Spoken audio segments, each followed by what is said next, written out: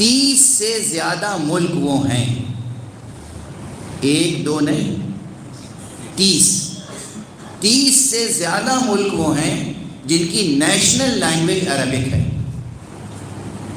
بیداری سے سماعت فرما رہے ہیں آپ؟ نیشنل لینگویج عربی ہے، وہاں کی قومی زبان عربی ہے، تو وہاں کی سرکاری زبان عربی، وہاں کی اقتصادی زبان عربی، وہاں کا بازار اس میں زبان جو استعمال ہوتی ہے عربی، تجارت عربی۔ اگر آپ کا بچہ، بہت تیزی سے عرض کر رہا ہوں، اگر آپ کا بچہ عربی زبان سیکھ لے تو اس کے لیے ایک دو ملکوں کے نہیں، کم سے کم 30 ملکوں کے دروازے کھل جائیں گے۔ جرمن لینگویج سکھائیں گے تو ایک ملک جرمنی ہے جہاں جرمن لینگویج بولی جاتی ہے۔ فرینچ سکھائیں گے تو دنیا میں ایک ملک فرانس ہے، یا تھوڑے سے اور چھوٹے چھوٹے علاقے ہیں 2-3 جہاں فرینچ لینگویج کا ایریا ہے۔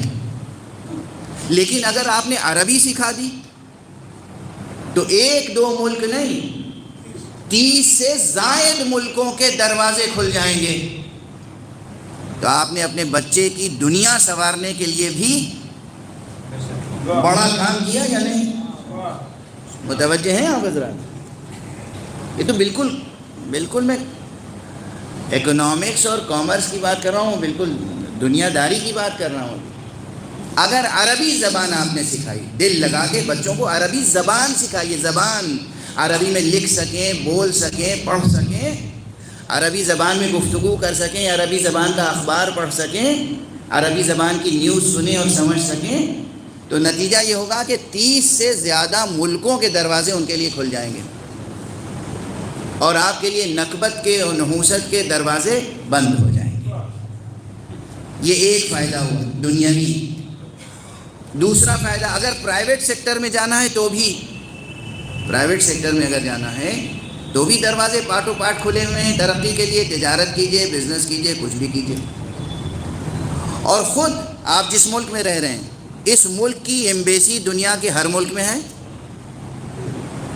اس کے کونسلیٹس ہر جگہ ہیں ہر ملک میں، اس کے کلچرل ہاؤس دنیا میں ہر جگہ ہیں۔ اس ملک کو، یعنی یہاں کی جو فارن سروسز ہیں، انڈین فارن سروسز، ان کو ضرورت ہے عربی جاننے والوں کی۔